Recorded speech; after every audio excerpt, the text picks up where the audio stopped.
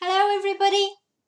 This is my very first attempt at going online and checking in with everybody and saying hello and hopefully creating maybe some stories or telling some stories or reading some stories or singing some stories. I don't know if we can sing stories. I'll be possibly playing the ukulele at different times. And just checking in because it's very strange that I won't be seeing your lovely smiley faces in the morning, and I shall miss you. And this is my way of checking in and hoping that everybody is okay. I don't know yet how often we will do this, or whether it be once a week or once a day, or what it will be like, because I am learning, and learning is great, and this is me learning a very new thing. So, how about we start today? I'm going to share with you the very first story in a book that I really love. It's a book that I had when I was a little girl, many months ago, and it's a book that my daughter also really loves. But this version is a really beautiful illustrated version, and it's the Millie Molly Mandy storybook. I don't know if you've got this book at home, but one of the great things about this book, which I'm going to show you in a minute, is that it does this. I think this is so cool. Watch this. It does this wonderful story map. And I just love story maps in books. I love to look at where everybody is and think about what happened in these different parts and places in the map. So I love a book that's got a good story map in it. And I can't, this is it, like that. So I know if you've got Thomas the Tank Engine books also sometimes have story maps. Stories with pirates in sometimes have story maps, but this is a great story map story. So we'll get started, shall we? So the first story in this collection is called Millie Molly Mandy Goes on Errands. Once upon a time, there was a little girl. She had a mother and a grandpa and a father and a grandma and an uncle and an auntie, and they all lived together in a nice white cottage with a thatched roof. This little girl had short hair and short legs and short frocks which were pink and white striped in summer and red serge in winter. But her name wasn't short at all. Her name was Millicent Margaret Amanda. But father and mother and grandpa and grandma and uncle and auntie couldn't very well call out, Millicent Margaret Amanda, every time they wanted her, so they shortened it to Millie Molly Mandy, which is quite easy to say, Millie Molly Mandy. Now, everybody in the nice white cottage with the thatched roof had some particular job to do, even Millie Molly Mandy. Here is a picture of Millie Molly Mandy and the very famous white cottage with the thatched roof. Can you see this?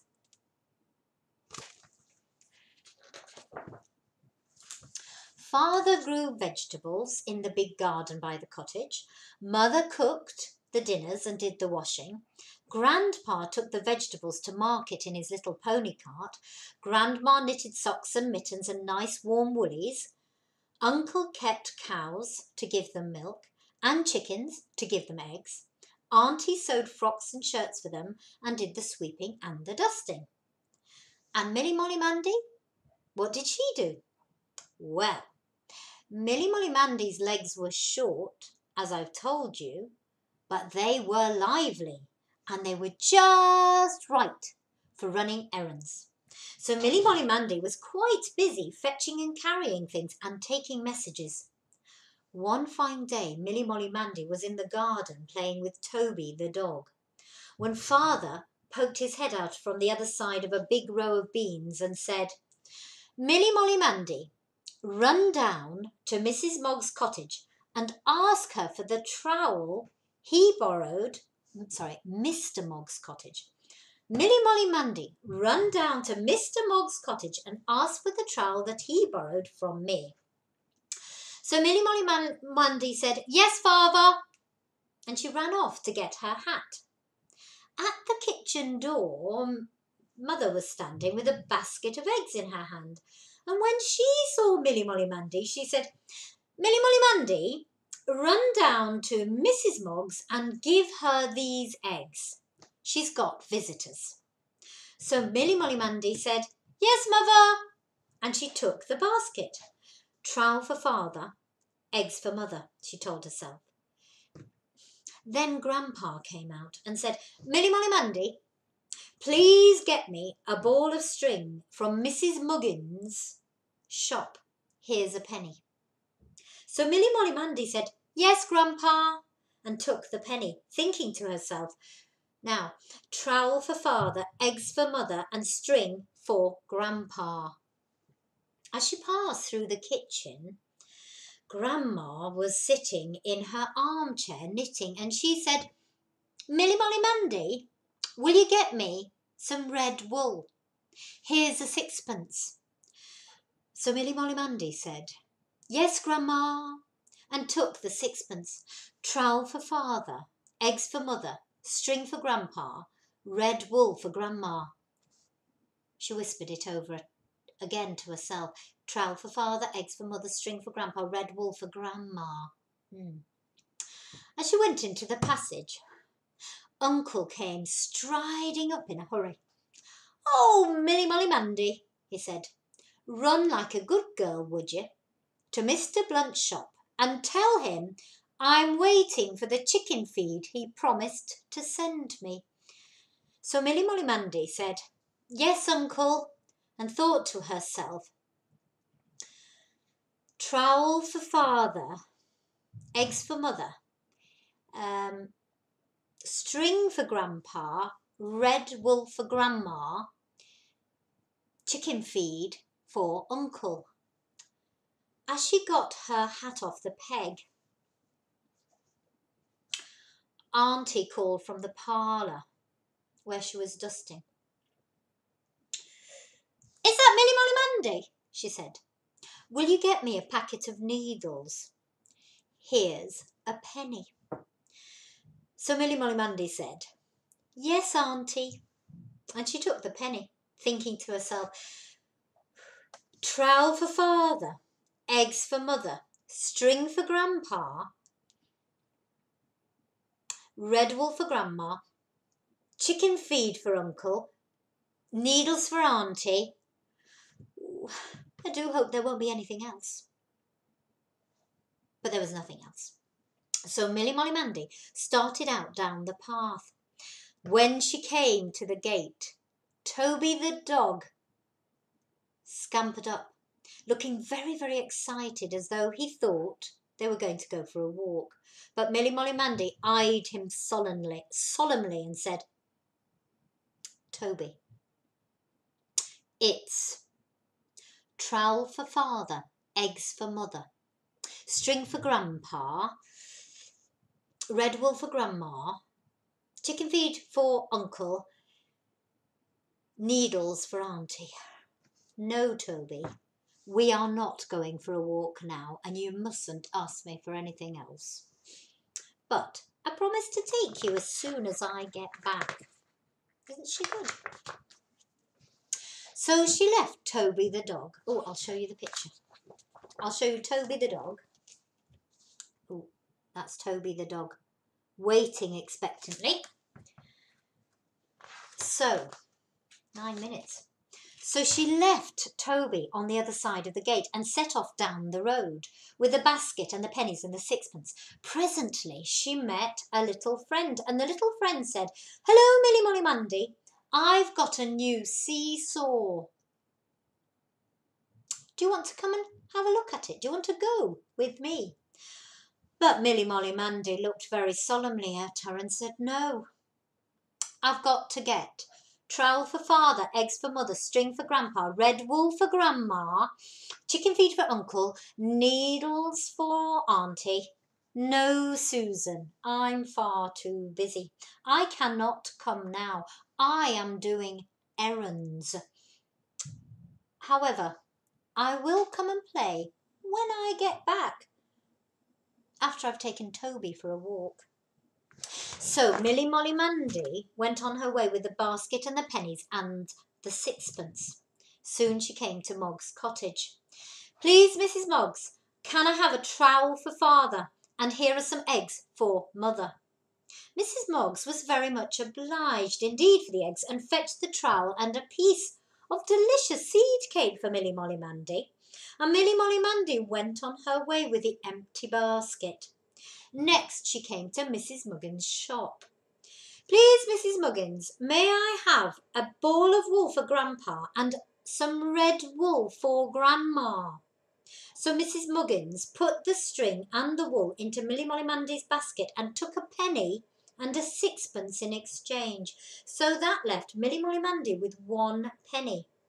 And Milly Molly Mandy couldn't remember what the penny was for. Sweeties, perhaps, said Mrs. Muggins, glancing at the row of bottles of sweeties on the shelf. No, but Milly Molly Mandy shook her head. No, she said, no. It can't have been chicken feed for uncle, because that wouldn't be more than a penny, only I haven't got to pay for it. It must be sweeties then, said Mrs. Muggins. No, said Milly Molly Mandy, but I'll remember soon. Good morning, Mrs. Muggins. So Milly Molly Mandy went on to Mr. Blunt and gave him uncle's message, and then she sat down on the doorstep and thought about what the penny could have been for. And she couldn't remember. Do you remember? I'm not sure I remember. But then she did remember. It's for Auntie, and I love Auntie. And she thought for a little while longer. Then she suddenly sprang into action, and she went running back to Mrs. Muggins' shop. I've remembered, she said. It's needles. It's needles I want for Auntie. So Mrs. Muggins put the packet of needles into the basket, and she took the penny, and Milly Molly Mandy set off for home. That's a good little messenger to remember all those things, said Mother when she got home. They were only starting dinner. I thought you were only going for my eggs. She went for my trowel, said Father. She went for my string, said Grandpa. Oh, she went for my wool, said Grandma. She went for chicken feed, said Uncle. She went for needles, said Auntie. Then they all laughed. And Grandpa, feeling in his pocket, said, well, here's another errand for you, Milly Molly Mandy. Go out and get yourself some sweeties. So after dinner, Toby had a nice walk, and Milly Molly Mandy got her sweeties. And then Milly Molly Mandy went and found little friend Susan, and they had a lovely time on the seesaw, chatting and eating lemon drops and feeling very, very happy and contented.